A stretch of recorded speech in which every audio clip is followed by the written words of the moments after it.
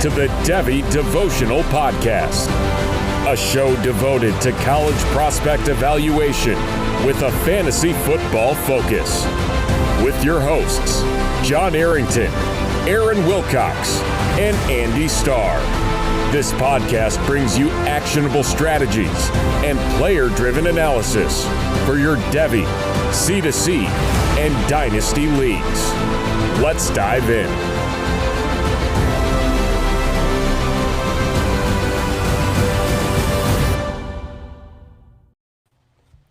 Let's dive into a C2C draft. Welcome to the Devy Devotional, where we stay devoted to Devy.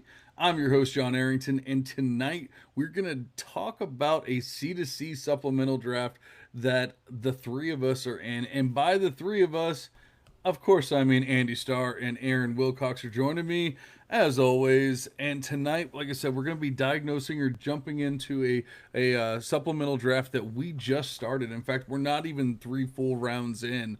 But holy crap, are things different than just a year ago, 2 years ago, 3 years ago in C2C? And it seemed like this is something we have to talk about right now. I wrote an article, I want to say it was 3 years ago, maybe it was 4 years ago at this point, and just saying, like, don't draft freshmen, do this, do that. And I cannot believe how much things have changed since that, or in that time and since that time. So we have a lot to talk about tonight, but first we got to bring on the boys. Aaron, you were having some technical difficulties, but it seems like we got you here. How are you doing tonight, buddy? Hey, I am doing well, and I am on the clock in this draft. We're actually in the third round of the supplemental C2C draft, so I can make the pick when you guys want me to here. I am ready, but I am doing well. Yeah, and just so everyone knows, Aaron probably sounds a little different. He might even look a little different tonight. We know, unfortunately, he was having some computer issues, and so he's actually recording from his phone. So just bear with us. For the podcast listeners, it probably won't sound all that different, but for the stream people, we can hear Aaron, but, it might sound a little different, a little muffled or whatever. So just give us some grace there. But yeah, we will be hearing from Aaron here in just a minute, hopefully, to get a pick. But first, let's check in with Andy Starr. How are you doing, buddy? I'm a little sad because the pick that Aaron's about to make is one that originally belonged to me, and I don't remember how Aaron got it from me, but nonetheless, it is in his possession. So, in another timeline, I would be making this pick right now, but alas, Aaron gets that honor, and I am very interested to see who he goes with. I'm also sad because it was your pick, but you're the pick right before me. So, I mean, I guess either way, I probably would have been sniped by somebody. But, here we are. I'm probably going to get sniped by Aaron live on air. And then I'm going to have to go, go freak out and tilt and do all that kind of stuff later on. Well, actually, then I'll be on air and I'll have to tilt and make a pick. Do you want to get it over with? Yeah, let's just rip off the Band-Aid, baby. We put it in the system, get it official, of course. I'll give you guys a clue. I have selected this player. Andy see it. Well, I've selected this player in a separate supplemental draft. I'm very high on him. This is a little guess the guy for John here. Okay. I haven't seen it yet, so He is a running back. You're high on him. He is a running back. High on him. He is a running back. Man, let's say Jaden Baugh. No. He's a freshman. He's a freshman back. Yeah, no. Okay, he's a freshman. Man, we've already had a few freshmen go. Not to bury the lead, freshman running backs go. So I'm gonna. Is it? Oh man. You know what? Who is it? I feel like I think you know. I don't think I do because once we say it, he's gonna be like, "Oh yeah, of course." But okay, just go ahead and say it because I have a guy in mind, but if it's not him, I don't want to ruin a future pick possibly. So yeah, that's fair enough, right? Don't show out the board too much, but it's Jonas Walton freshman running back Oh, for yeah, Notre yeah, Dame. yeah. Okay, yeah. Yeah. No, you're right. 100%. Like I should have known that. That should have hit me. Okay. I was thinking of someone else, and I was like, oh, it doesn't seem that obvious. But as soon as you said Jonas Walden, I'm like, oh yeah, that's 100% obvious. That is who you love.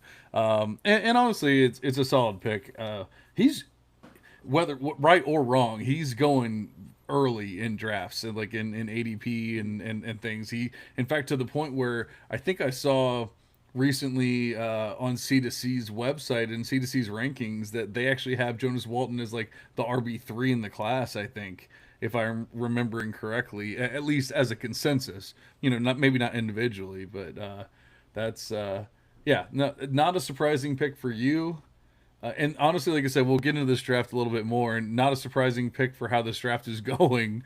But maybe a surprising pick once we get into everything else that we'll say, oh man, you know, like how did this happen in the third and that happened and you know this and that, whatever else. But before we do all that, I actually have you had a surprise for me with a live pick, and I actually had. Oh no, I didn't realize that when they did the update, I lost I lost all of my videos. Okay. Well, I don't have it, but I was gonna do a special guess the guy. So just act like I said guess the guy and had an intro here. Okay, so what we're gonna do, we're actually do a special guess the guy here. Except for it's not going to be what we normally do, where we have one person ask one person trying to figure out the player. I'm going to ask both of you. You guys are going to guess this player, this mystery player, really quick, and then I have a fun game to play after that. So I don't think it's going to take too long for you guys to figure it out. But we're going to guess an SEC running back. Okay, so guess the guy. Either one of you can chime in at any point. Is this going to be who you draft right now? Like, is that what we're doing? Guess No, the no, guy no, no, and no, you're no. going to pick this player? Because that'd be fun. No. We're gonna get into my pick a little bit later. We're gonna have some fun with it. We're gonna talk about the draft, and then I will make my own pick. But no, this is for someone I don't remember who, but you know, one of you guys brought up Jaden Baugh, so now we have to talk about Jaden Baugh, and so I want to do a little comparison here. But first, I want you guys to guess who this mystery player that we'll be doing the comparison with is, and then we will dive into that. I know who it is already. It is Deshaun Bishop from Tennessee. Oh, no, it is not a current player. I'm going to try and make this as easy as possible so it doesn't take too long. It is not a current player. In fact, he last played in the SEC in 2021. Ooh. Is that Najee Harris? It is not Najee Harris. He was also considered at one time, at least by quite a few people, if not the consensus, to be the RB1 in his class. Even some people up to like actual NFL draft days, the RB1 in his class. He played 2019 through 2021 in the SEC and was a running back. Tank Bigsby. No, not Bigsby. Oh, man. I think Bigsby maybe was a year later, maybe 22. Could have been. Like that. Yeah, he could have been. But okay, this player's 6'1", 217 pounds at the NFL Combine. He was a 4th-round pick, 123rd overall, drafted by the LA Chargers in 2022. Chargers in 22. Man, he must have been very forgettable, and this was considered the RB1 in his class. I don't know, Aaron, do you have a guess? Do you know it? Isaiah Spiller. It is Isaiah Spiller. He was a 4th rounder? I 4th round pick, 123rd overall in 2022 by the LA Chargers. 6'1", 217 pounds. Not a perfect, size comparison to Jaden Baugh, but I'm looking at 2 SEC players. Good enough size, good enough BMI, and all that kind of stuff, and kind of who I'm kind of comping Jaden Baugh to, and I just wanted to go ask you guys a couple questions, see who you think, because we're gonna play a little this or that. Who was better in all these categories. So I'm going to ask you some questions, and you're going to tell me, is it Isaiah Spiller or is it Jaden Baugh? Who had the higher yards per carry in their freshman and sophomore seasons of college? I'm only going with freshman and college seasons in college because I'm not trying to take advantage of Spiller having extra time in college. So, who had the higher yards per carry in their freshman and sophomore seasons? Isaiah Spiller or Jaden Baugh? Well, judging by the nature of this conversation, I'm going to say it was Isaiah Spiller. Yeah, Ding, ding, ding. Isaiah Spiller, 5.4 and 5.5 yards per carry, respectively. Jaden Baugh, 5.1 and 5.3. Who had the higher yards per reception in their true sophomore college seasons? Can we just say that Isaiah Spiller is going to be the better one for all your little questions here? Isaiah Spiller had 9.7 yards per reception. Jaden Baugh had 6.4 yards per reception. Who had higher scrimmage yards per attempt in their true sophomore season? I bet this one was Jaden Baugh. Oh man, Andy, you Oh, were no, so you're kidding close. me. Isaiah You were Spiller. so close. Aaron, would you like to guess before we go? Isaiah Spiller. Isaiah Spiller's correct. He had the higher 5.9 scrimmage yards per attempt to Jaden Baugh's 5.5 in their true sophomore seasons. Who had the higher PPR points per touch in any of their first two college seasons? They were tied. Ooh, Both of them, Andy, both you years. started off hot, but you're struggling now. It was Isaiah Spiller with 1.0 PPR points per touch in his freshman season and 1.0 PPR points per touch in his sophomore season, compared to Jaden Baugh's 0.86 and 0.85 PPR points per touch. All right, this one's going to trick you. Who had the higher juke rate, missed tackles forced, divided by rush attempts in any season? Or no, I'm sorry, in their sophomore season. In their sophomore season. Come on. Isaiah Let's Spiller. end the charade here. course. It's Isaiah Spiller. It was actually Jaden Baugh. You guys okay. got this one wrong. We're underrating Jaden Baugh. Yeah, Isaiah Spiller, 23.4% juke rate. Jaden Baugh, 29.4%. Just in case you were wondering, Bijan Robinson had 40.5% missed tackles forced or juke rate. So 29.4 doesn't quite cut it. All right, last question. Who had the higher big time run rate between Isaiah Spiller and Jaden Baugh?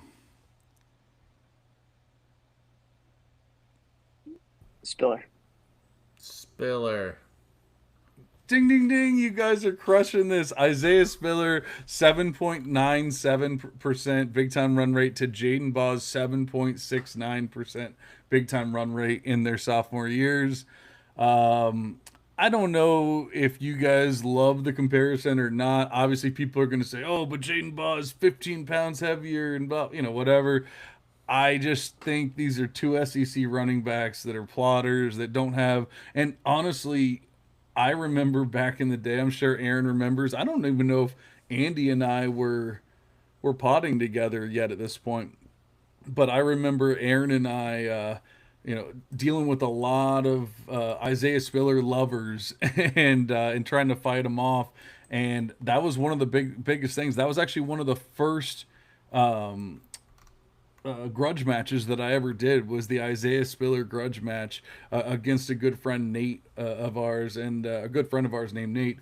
And so it was, just basically he's a plotter, like his college statistics. He had almost 3,000 rushing yards. He had 600 receiving yards in college, 26 scrimmage touchdowns. Like, these are things that look great on paper. That's Isaiah Spiller's numbers, not all that different than what Jaden Baugh has done so far. And yet, we obviously knew who Isaiah Spiller was once he got to the NFL, a nobody. And maybe you can even have higher hopes for Jaden Baugh, but calling him the RB1 in the class and stuff like that, probably can't do that, can we? I don't think that we can, but I like so much of Jaden Baugh's game, and then you realize just the athleticism at burst is not there. That's for me just always been the issue because I like him coming out of high school because he has a well-rounded game. He has enough receiving abilities, enough power, this and that. But if you can't get it done at the NFL level, if you're lacking burst, then I mean, good luck being a special back that stands out. I think that Isaiah Spiller is not only like way like he's a he's he I'll be honest with you, like I wasn't like completely out on Isaiah Spiller.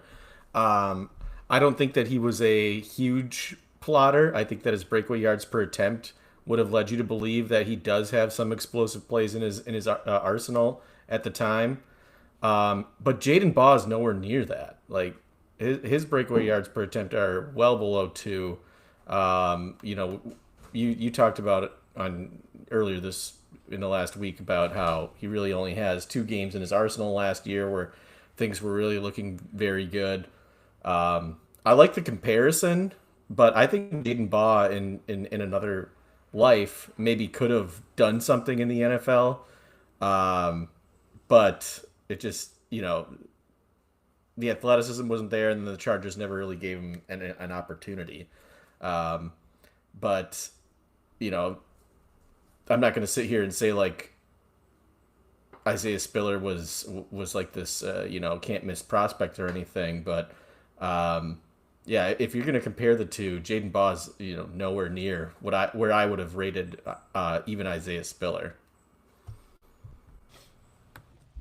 Oh yeah, I was wondering how you guys were going to react to that. If you would hate it or love it. It was not something we talked about beforehand. In fact, I completely threw that at the guys, without them having any ideas. So, like I said, I went through a few of the past few years, and I'm looking at different guys of certain BMI, certain size, and Spiller was one of the best matches that I could really come up with.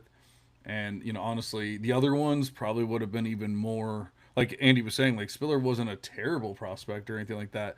The other ones probably would have been a little, a little more degrading if I had said Tyon Evans or whoever else I was looking at that kind of matched up. So I kind of felt like I was doing the best of both worlds by bringing up Spiller. But I think we were very adamant about not falling for the Emmett Johnson volume trap, and all throughout this rookie prospect series and everything.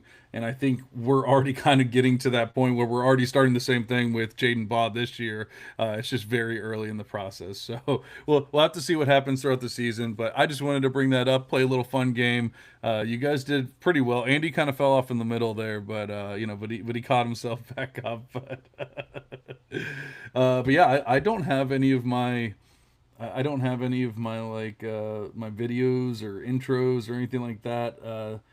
But I do have. I will give you guys this one for getting the Isaiah Spiller one right and for liking the comp there. We,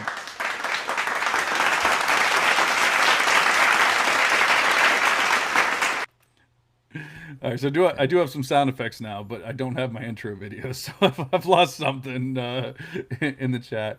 So we have Brett in the chat. He says, "Thank you. We appreciate you listening, Brett." And we're actually going to get back to real analysis and real talk here. And so I am on the clock. I'm going to make a pick shortly, but first let's dive into this, and then I'm not gonna make us wait 45 minutes or anything, but I do want to kind of talk about this draft a little bit because, like I said, I'm trying to remember exactly when it was. It was 2 or 3 years ago. I first started getting into C2C, did my first supplemental, did my second supplemental, and I'm like, what is going on here? People are drafting these freshmen like they can't miss, they can't go wrong, they can't do whatever. Wrote an article about it, did a bunch of research about it, showing the hit rates and all that kind of stuff. And, I would like to think that over time, we've all talked about it, Andy and Aaron and I, it's not just me. We've all talked about, hey, man, these hit rates for freshmen are not amazing. You really got to try and find some proven talent, do a mix of both, help your teams out. Then obviously we've gotten kind of like a CFF ramp up where people are really starting to fall in love with CFF.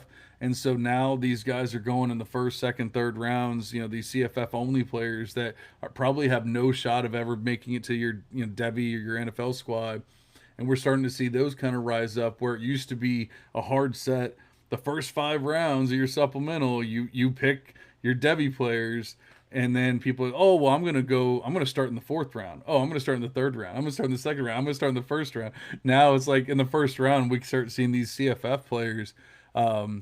So all that to say, we are in our own league's draft. It's the Devy University, the debunked, defunct Devy, not debunked, but defunct Devy University podcast league, and so we're doing the supplemental. And I'll tell you what, it's got to be one of the wildest ones I've ever seen. I've seen every strategy type possible. I've seen people trading out completely. I've seen people trading up multiple rounds. I've seen people going CFF heavy from the 1st round. I've seen people going only freshmen so far, and things. I mean, we've literally seen a little bit of everything. Do you guys think that this is something that is just an ever evolving thing? Do you think this is just our league, possibly some of our listeners listening to us and things like that, or do you think that this is the new C to C? And I guess Andy, since you did so well with Isaiah Spiller, we'll let you start here. I think it's a little bit of both. I would also say that just based on how this draft is going, I kind of regret, not necessarily regret, but I may have been more hesitant on taking a guy like Sedarian Morgan at the 108, knowing that Tanook Hines was going to go 4 picks later, or even Jamari Johnson, or Griffin Wilde. These guys were going in the 1st and early 2nd rounds. These are guys that I would think one of those guys, DJ Vonamy, one of these guys is going to be there for me in the 2nd. And then I kind of had to tilt in the 2nd because I didn't want to miss out on some of these, not like high-end Devy guys, but guys that I considered to have Devy value that also will bring that CFF scoring. So I ended up getting Jaden Scott, or Duke Scott, from NC State, because I projected him to have quite a good statistical season for NC State this year, and he's not completely off my Devy radar. I think there is a scenario where he's going to potentially be an NFL prospect if things go his way this season. So that was where I fell on this draft. I definitely didn't know that was the way it was going to happen, because again, I took Jaden Scott, even though a guy like Cooper Barkate's available, who I thought, okay, Cooper Barkate, had I had a pick in the 3rd round, maybe would have been there for me. But again, Cooper Barkate goes in the early 3rd round, and he's not there either. So it felt like a lot of what happened in this draft was, not to say that freshmen weren't getting picked, but guys that I was typically drafting, or would have drafted in the 3rd, 4th, 5th, even 6th, 7th rounds, are getting taken in the first 3 rounds. And then you got a guy like Ethan Sowers, who's really good CFF guy, does best ball stuff with C2C. He's taking the approach in this draft of just doing CFF. He's got Jakarian Turner with his 1st-round pick, and he just took Will Henderson with his 2nd-round pick. These are guys that are going to score big for CFF. So you can tell right away, he's saying, I'm gonna aim to win this college side of the league, which is certainly that's something you can do. Most C2C leagues are balanced or close to balanced. If you just try and win the college side, you're winning half the league. That's a good, that's I'm trying to think of what the word is, but that's a good outcome, obviously. And then if he hits on some of these guys in the later rounds for Devy purposes, if he gets some lower down the board freshmen, or he gets some guys that maybe slip through the cracks, he's looking great. And he just got, some of the best CFF guys because he just targeted that in the beginning of the draft. So everyone's got a little bit of a different strategy. Um, I'm really not sure what my strategy is right now because of what's going on, which is kind of a scary place to be. But Yep. I'm happy that I got Sedarian Morgan, and I guess I'm happy that I got Jaden Scott because I'm high on both of those players. So I can't be disappointed, but it's definitely not what I thought was going to happen when we started this draft. No, I agree. Aaron, he was talking about Tanook Hines at 12. That was your pick. I was interested to see who you went.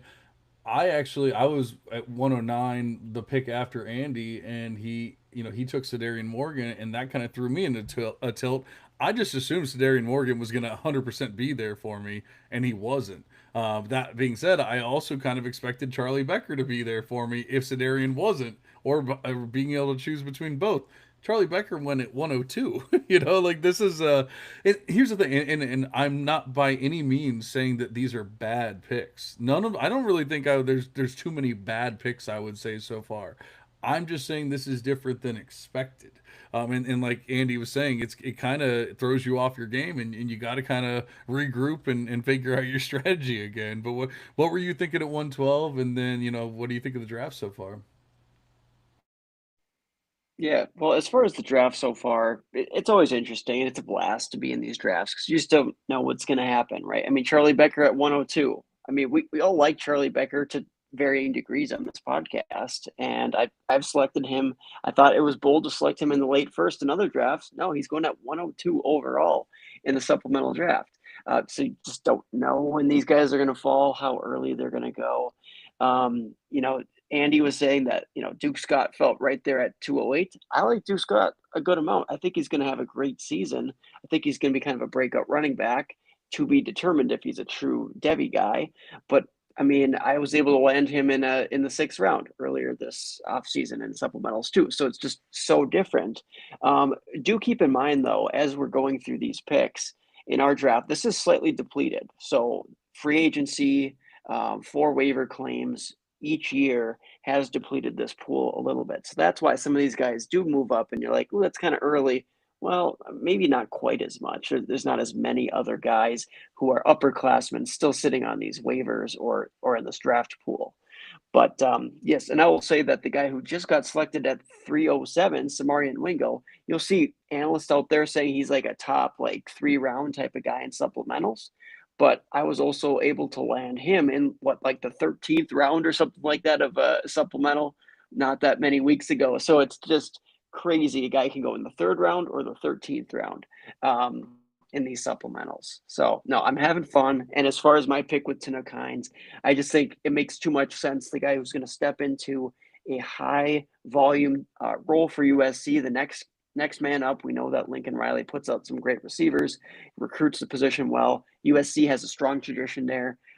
We don't have Mekhi Lemon there. We don't have Jacoby Lane there. The guy who has the most experience in that receiving room is Tanook Hines, who has kind of feasted down the stretch when there was opportunities last year. Yes, he was not healthy in the spring, but he should be healthy for the start of the season and could be the big time target earner within that USC room. Hopefully the wide receiver of the future there. That was my thought process at least.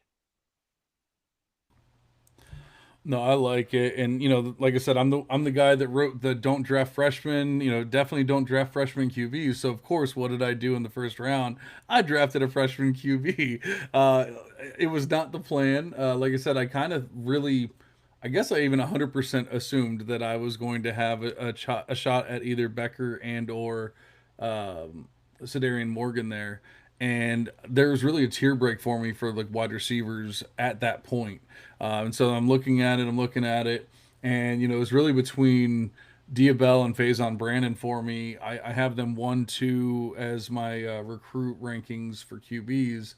And I'm just looking, like Faison Brandon is not guaranteed the starting position and everything, but it looks like he's kind of earning it. And, I kind of lean towards him, but you're looking at Diabell, the Elite 11 MVP, and that obviously pushes you a certain way. Then you think about Texas and what they've done recently and everything, and it was just so hard.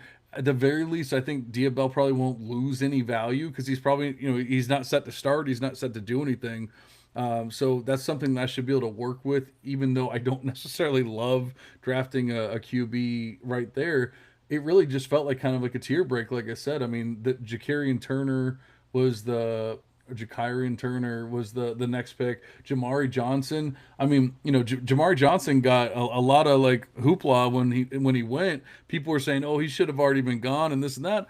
I mean, it's a tight end, guys. Like like, don't get me wrong. I think Jamar Johnson's going to be just fine, but this is a what, fourth year tight end, third year tight end. Like, this is not anything that we should be like overly excited about. So I thought that was interesting, and so of course, I'm the guy. Don't draft freshmen. So in the second round, what do? I draft a freshman again, and this time it was a freshman who wasn't even there in the spring or anything. But hey, if you're going to draft a freshman who wasn't there in the spring, you're going to draft a guy that 40 teams recruited. You're going to draft a guy who's only 17 years old, who's being comped to some of the biggest names in all of football, and basically and was the wide receiver one in his class had he not reclassified to the 2026 class. And of course, that is Booby Feaster at USC. So now Aaron and I are sworn enemies,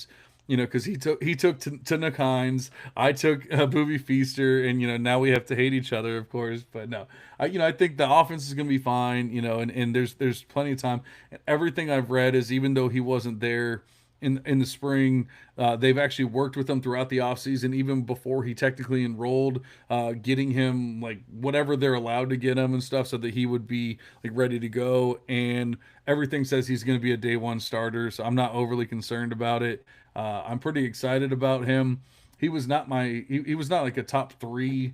Like I said, there was a tier break after Sedarian Morgan, but he's right there. It's like a mini tier break to Booby Feaster, and honestly, it's because I knock you if you're not an early enrollee, and so like if it wasn't for that, he'd probably be right up there with them, and I'd feel even better about drafting somebody like that in the first round even. But I got him there at 209, so I I'm now, the question is, I'm sitting here on the clock, live on air on the clock. The question is, do I go with another freshman, or do I stick with, I mean, we just had beyond Aaron, well, I guess the last two picks, actually the last three picks were freshmen, but beyond that, we've had so many uh, upperclassmen go all throughout this draft, and it's really had me change.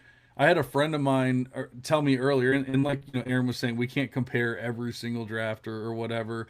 They're not all going to match. But I had someone telling me that Joe Jackson and Cooper Barkate went in the ninth round of their supplemental earlier in this offseason, and they went at 301 and 302 of this draft. So I have a player that I'm pretty excited about this year. I think is going to do great for obviously for CFF and all that kind of stuff, and could even possibly be a Devy guy, possibly, but more CFF. Do I go that route and hope that my freshman will be there when I come back, or do I go with the freshman and just say, hey, like, I think this guy's going to be pretty good when he gets his shot, blah blah blah. I don't know what that answer is, so I'm going to let Andy talk, because I just talked for a little bit, and then I'm going to think about it for one more minute, and then I will make my pick. Well, I was just thinking, like, it's interesting because this draft has been very, like, upperclassmen heavy in the first two rounds versus other supplemental drafts. But recently, like, let's go back to basically when you took Booby Feaster. Like, you had Booby Feaster, then Ethan took Will Henderson, but then we've got a freshman back-to-back with Jalen Lott and Naeem Burrows, which was Aaron's pick at 212. Then we've got the two upperclassmen picks you just mentioned, Jackson and Barkate. And then it's been a run of six freshmen with Ian Premer, Deshaun Rito, Jamal Rule, Caden Dixon-Wyatt, Samarian Wingo, Jonas Walton.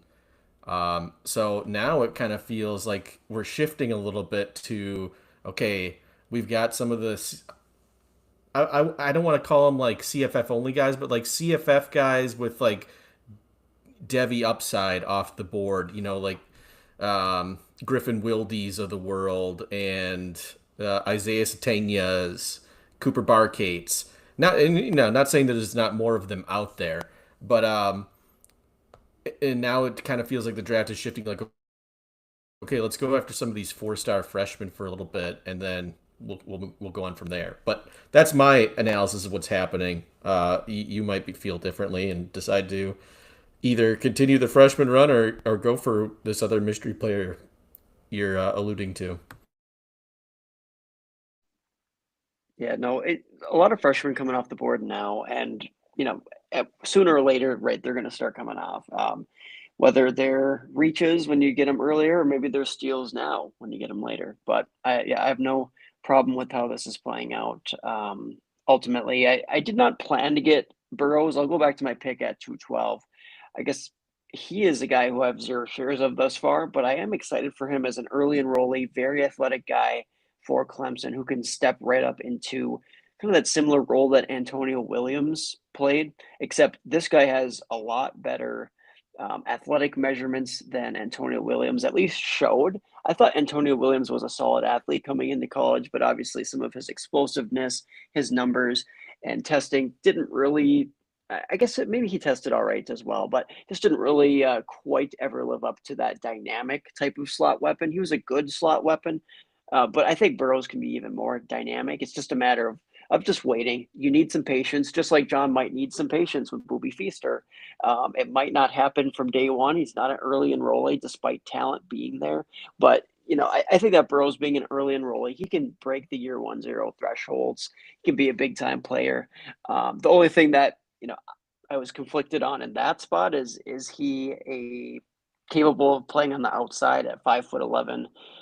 So far, he's 180 pounds. He'll put on some weight, I would think, but at 5'11", yeah, maybe you have some slight question marks as far as the ultimate upside. But yeah, I am stalling though, as John hopefully has an idea of what he wants to do here. Not only do I have an idea, the pick is in. I did decide to go. I did decide to pivot from the youth and go with the older player. We in fact just talked about him, I believe, on the last pod, and that's Trey Richardson out of Louisville.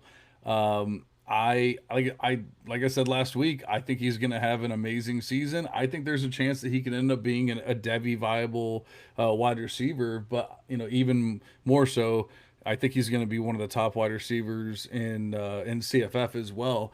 And he was already putting up 20 points a week last year at Vanderbilt. Now he goes over to Louisville. We know what happens with their wide receiver ones.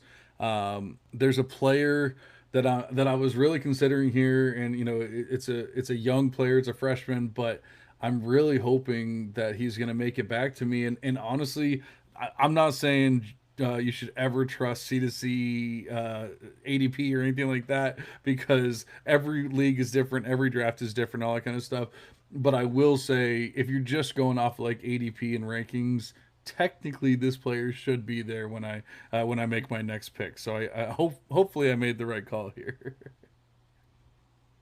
Well, that's a good pick. I mean, for those who want my full opinion on him, go back and just listen to last week's podcast because I did kind of an in-depth breakdown since I wrote him up for the C2C Devy guide, actually. But yeah, Richardson there, I get it with some of the production upside that he brings this year, a little bit of production thus far. Well, he's kind of an older player, but he's got some production under his belt. And yeah, so I totally get the pick there instead of gambling on a freshman who may never play or could have big upside, just taking a little bit more of a safe option, a guy who should get plenty of targets this season. Yeah, I mean, just a little bit of context. Like, my team isn't like guaranteed a championship or anything, but I definitely have some solid players, in the mix. I have top QBs, top running backs, even a couple top wide receivers. So you throw a couple more players in there, and I can definitely be in the mix. So that's why I wanted to go ahead and kind of lock that in. This is not a player that I plan on getting at 309 by any means, but I think all plans have to be out the window right now, and it's not necessarily tilting. It's just kind of going along with the draft. And hey, if I planned on getting like a Joe Jackson later on. I planned on getting a Duke Scott later on, but those guys are gone. So you just got to pivot and take who you want to take. Yeah, it is just a matter of adapting to what's happening for this draft. So I'm I'm the same way. Like, I didn't expect to take Duke Scott in the second round, but here I am. I just, I didn't want to miss out on some of these guys that um, are closer to matriculating to the NFL for one, and guys that I know are going to be productive for P4 programs within the next year. This year, to be precise, obviously. So those are the guys that I want to target right now. But as we get closer to my next pick, which will be in the fourth round, if more of these guys come up the board, I might go back and look at some of the freshmen, some of these 3-star guys that maybe aren't getting as much. Are getting like the spring camp love or something. Coach love. Flying a little bit under the radar. Those guys are always somebody that I have my eye on, but we'll see how this plays out. I've got my queue set, so there's still a few names that I want to get on my team before I start taking shots in the dark here, but it's definitely an interesting draft so far. Now, obviously, we can't really sit here and go, oh, what else? Where do we go from here? Because that would be that would kind of defeat the purpose and the fun of the draft and everything. And it's our own league mates, so I don't necessarily want to be like, hey, what's the worst pick of the draft or anything like that. But I do want to say, is there anything we can learn from this draft? Like I said in the beginning, I was the do not draft freshman guy. I was the make sure you get the make sure you get the proven talent guy, and now you have to pivot, and you have to draft what you can draft. But is there anything to learn from this draft? Is this a one-off, or is this because of a perceived lackluster freshman class? I mean, is there anything that we can take away and say, this is why this is happening, or do you think, like I said, this is just kind of more of a one-off thing, Aaron? So, I mean, I guess I don't have too many strong takes with that question. Ultimately, I think that takeaways for me, I'm just going to go to a couple other like specific picks too. Actually, I'm actually curious to see what Andy has to say on this question too, because I don't have a strong answer for you. I'll be honest. Sure. I don't know that you can learn anything from any C2C draft because they're all different. I'm just going back to like looking at how it played out in the other league that I'm in with Aaron that we did earlier in the season. Kind of similar, I would say. Charlie Becker is obviously the pick that sticks out. He went a full round later. Tanook Hines again, like 4 picks later. But like Vonamy and Jamari Johnson, they went in like almost the exact same spots where we took them. Will Henderson's still up there. Jonas Walton was a 1st-round pick versus a 3rd-round pick. So like it's similar, but like you're looking at like plus or minus 1 round, 2 rounds, and obviously you're gonna have like some situations where you're just going to be in a league with 11 other people that don't even care about this one guy that you might like, or maybe 12 people that just don't care about this guy that the rest of the community really likes.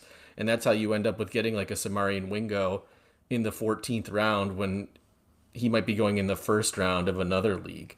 So I don't know what you can say if you learn anything from any C2C draft, because it just depends on who the other 11 guys or who the 12 guys are in the league. And I think that's really what matters. Like, if anything, you can learn how to address next year's draft in that particular league. That's a lot to keep track of if you're in more than 1 or 2 C2C leagues, because like I said, every draft is a little bit different.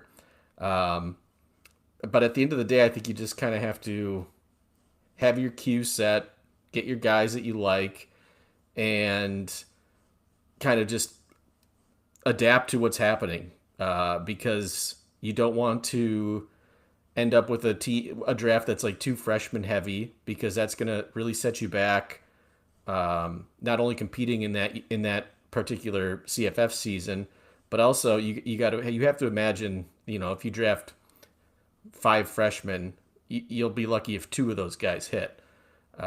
So you kind of have to, diversify, obviously, get some guys that you're comfortable with, and hope that you're lucky that you hit on a guy like uh, Darian Mensah, who was potentially going in like the 5th or 6th round of supplemental drafts last year, or hit on a guy like trying to think of some other ones that really, for me, it was like the Cam Scadaboos of the world when I was drafting those. You'll see. I'm going to be drafting some FCS to FBS guys in this draft once we get down to like the 10th and 15th round, that range too. So, but yeah, you just kind of have to get lucky, kind of in the later rounds. But in the early rounds, just keep your options open. Don't go one side too heavy, because at the end of the day, you do have to draft these freshmen. Like I took Sedarian Morgan. There's a chance that he might be nothing, but there's also a chance that he could be Jeremiah Smith. And if you don't take the chance in the first round on a guys like that, you're never going to have players like that. You're never going to hit Jeremiah Smiths if you don't at least, buy those lotto tickets from time to time. So that's what you got to do. Yeah, I guess that was my question is, if it continues on as is, and like people and these proven players are flying off the boards, there's only so many proven players, especially right now in college, but really any year in college football. um is there ever a time, Aaron, you didn't have an answer for the last one, so we'll try with this one. Is there ever a time, because I think all three of us are always, we want to compete, we're going to try our best to compete on both sides, and that kind of thing. I'd say, unless it's that one year where you just went all in on a ship or whatever, whether you want it or not, and okay, I have to rebuild. Unless it's that year, okay, I'm trying. I'm going to always be in the mix. And I definitely feel that way. That's what I'm always trying to do, even on the college side. And I do a pretty good job of that. But is there ever a point where it's going so CFF and proven player heavy that you might just be like, you know what, I'm just gonna take some of these freshmen and be like, yeah, I'm not gonna compete this year most likely, but there's a chance that I build a freaking super team. Yeah, I don't hate that strategy by any means. Like I usually like to do a little bit of both. I still will dip my toes into guys who I think have maybe more Devy upside and just maybe are forgotten about with their CFF production or their CFF potential for breakouts. Um, Very rarely will I just say, yep, going only freshmen and just punting this season. That strategy for me, not one that I typically love, but I will say that it is a viable enough strategy. I mean, stockpile enough of these freshmen, have a few stars that end up on your team that you can kind of build around, have a young team so you can hang on to those guys for multiple years, and then the next year load up with both some young guys and some valuable CFF producers. So yeah, that 1 year or one gap year, it's viable. It's certainly something we see. A couple teams each year have to do that, but yeah, at the end of the day, I usually like to stay a little bit more competitive year after year after year, but it doesn't happen every year by any means. And then Andy, on the opposite side of the ball, that in the first year of Devy, you won it all on both sides. Congratulations. Aaron did the same feat last year in year two. And I've made I've made some comments that obviously it's my year. I got to win it all on both sides, and I'm feeling good. So especially after that Trey Richardson, like I think we're done. I got it all in the bag now. But but Andy, in year one, you went all in on the college side. I mean, you went hard, like with just the oldest players you could possibly imagine, and like hardly any youth, hardly any freshmen, hardly anything like that. You're kind of paying for it. At least in year two, you paid for it. I don't know if I haven't really looked at your team enough to know, have you caught up, and maybe after this draft you will. But the question is, if it continues on as is, will you try to lean in towards like, hey, I'm just going to start taking these guys that I know are proven and older, and just go win it all again? Or are you kind of done with that? Like, I did it once, I won, and now I'm going to try and build a balanced team. probably more towards option B. I think that, that strategy has paid off well for me. Like there are times where you build that balanced team and things really work out and you do compete in the college side, from time to time, which is what, I obviously want to do, but I'm never going to like completely abandon Devy. Every time I make a pick, I want to make that pick with at least a glimmer of hope that this player might go to the NFL. Now, that's not to say that I won't take like the Junior Vander Osses of the world or um, Bo Sparks, which was a guy that I added last year on waivers, who is now like the CFF wide receiver one, depending on who you ask. Uh, maybe not above like Jeremiah Smith, but um, so but even those guys, like if they're in a G5 conference and they're putting up 1,000-yard seasons, even those guys will sometimes like, they're going to get invites to the Senior Bowl, they're going to get invites to the combine, and there's an outside chance that some team might take a shot on them on like an early day 3 pick or even day 2, like a Tank Dell, who was at the time, this is before Houston was in the Big 12. So that's if, but at the end of the day, like I still believe that those players that I'm adding could be NFL players. I'm never like drafting guys without that, hope in mind at least. But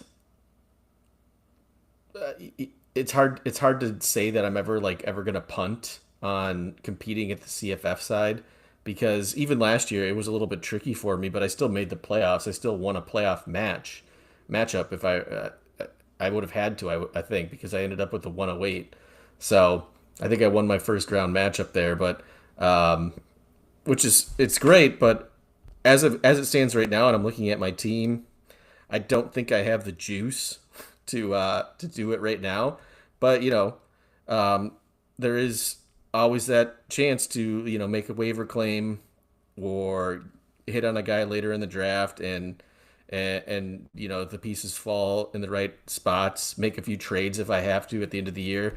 Like I traded for Army's QB once, and now that was obviously not a Devy move. That was a move to try and win the CFF side, which I did that year. But yeah, I would say like I'm never like going fully in on college only. Like everything I do, I still have Devy in mind. Yeah, you have to keep it balanced. I know you went hardcore that first year, so I didn't know if you were willing to do it or not again. But you made a lot of trades and did a lot of things, and obviously it worked out. Dual championship, so you can't hate on that at all. If it works, it works, whether it's right or wrong. But all right, we're almost at the hour mark here.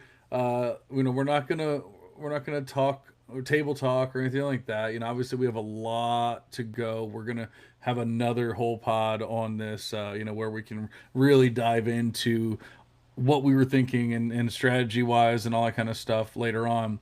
But we wanted to get into this first 3 rounds and really talk about what we're seeing here in this individual draft. But Aaron, I want to, as our freshman expert, as our recruiting expert here, I wanted to ask you. You went with Jonas Walton. Deshaun Rideau went a handful of picks before you. Um, how do you differentiate there? If you had the option, would you have gone in a different direction? I know obviously you've been probably one of the biggest, if not the biggest, Jonas Walton proponents, but I've heard some really good things about Rideau as well, and I had my eye on him at different points.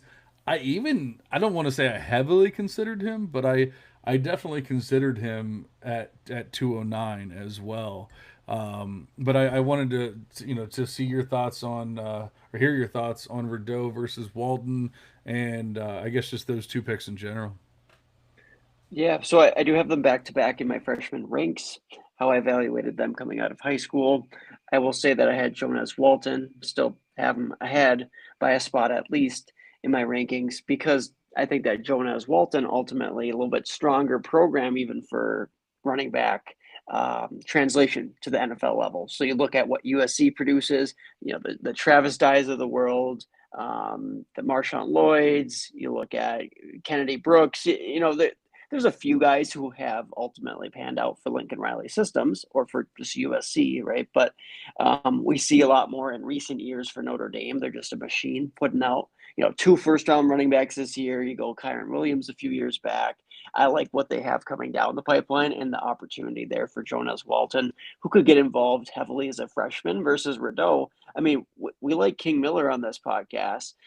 We think Waymon Jordan probably should be due for a nice bounce back season if healthy, and he could get a lot of carries and be pretty efficient again as well. Rideau might not see the field this year. There's no guarantees that he really does, and then we're just kind of guessing next year, like hope he has an opportunity, maybe, assuming that King Miller and Jordan move on, but King Miller could stay another year too. I don't know.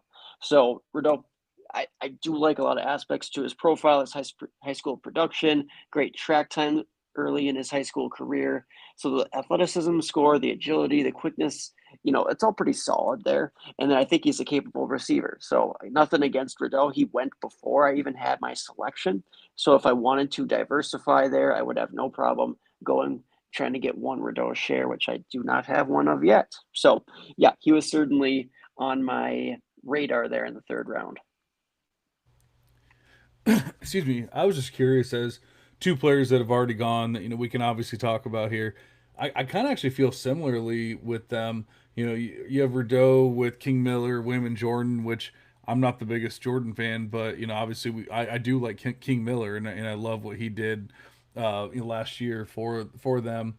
But then you look at Walton, and I think the forgotten man is Kedron Young. But honestly, I've read a couple articles recently saying like he's healthy, he's looking better, and he very well could be, or maybe even should be in the mix this season. And so now you're talking about Kedron Young, Aeneas Williams. Now you talk about Jonas Walton and and players, and then obviously other players that are that are in the mix as well. So I kind of look at them similarly, and I like both players. So this isn't me hating on the picks or anything. I feel like it's going to be one of those like whoever lucks out, like whether it's injury or whatever. I don't even know that I can say that there's a right or wrong. I like both players, and so I'd be happy with either one on my team. Unfortunately, they did not make it to my 3rd pick, so that was never going to happen. So I guess, but yeah, we have a lot more to talk about with this draft. Obviously, we'll be back in your ears next week when we'll just hopefully be done. Probably not be done, but we'll definitely be much further in at that point. We're only not even a full 48 hours into the to the draft here. So, hopefully by then we'll have had, a handful, 10 rounds, whatever it is, and we can really dive into the nitty gritty, see how it went, if if the pattern stuck with, or, if everyone started pivoting and all that kind of stuff. I know I've basically, I would say I've probably pivoted every round, like of any kind of plan or anything that I thought I had. And I'm not even saying I'm unhappy. I'm happy with my choices. But it's just definitely not any kind of like anything that I would have ever planned. If you had said that my first 3 rounds would have been Diabell, Booby Feaster, and Trey Richardson, I almost would have bet against you, that would have never happened. But here we are, and I'm happy about it. So I guess that's what C2C is. That's the fun of it. But at the same time, if you're used to, oh, I'm going to go off of ADP, I'm going to do mock drafts, I'm going to do this. Yeah, this isn't going to work for you. But yeah, this is a lot of fun. Obviously, I'm so glad that we finally got into the draft. Unfortunately, we had to replace an orphan, and finally got it replaced and got everyone paid up, and then we finally got to going to the draft. But this is the best part of the off season, is being able to do this kind of stuff. That's what makes C2C great, is that you get a 15 round draft that you get to have fun with and trade and laugh at people and whatever else and do all that kind of stuff, and obviously create content with as well. But Andy, you let's see, Andy, you don't even remember why you traded your 3rd round pick away. So now you have to, make up for that with some words of wisdom. Well, you guys are talking about Notre Dame running backs, but nobody ever mentioned Nolan James, who was actually the RB1 for their spring game. Now, granted, that was because Aeneas Williams was hurt, and I think there was I multiple, think there and was Kedron Young, and yeah, there was a lot of other people hurt, but you know, there's a lot of reporting out there that he's the one that's going to be in line for some, secondary carries or what have you, based on, what we saw in the spring game. And he's the guy that he was a freshman last year. I think he only had like 11 carries or something like for 37 yards. Very uninspiring. But just keep an eye on Nolan James as a guy who might come out of that room while we're all drooling over ourselves with Aeneas Williams and whether you're a Javian Osborne or Jonas Walton guy. Nolan James is kind of an under the radar name that you could probably scoop up in a supplemental draft like at the very end, because really nobody's even talking about him. I like it. So we know who Andy's picking in the fourth round now. We're happy to hear it. No, like I said, we will be back in your ears. We got a lot of drafting left to do, and we will talk about it all next week. But for now, we're going to go ahead and cash out. See you guys.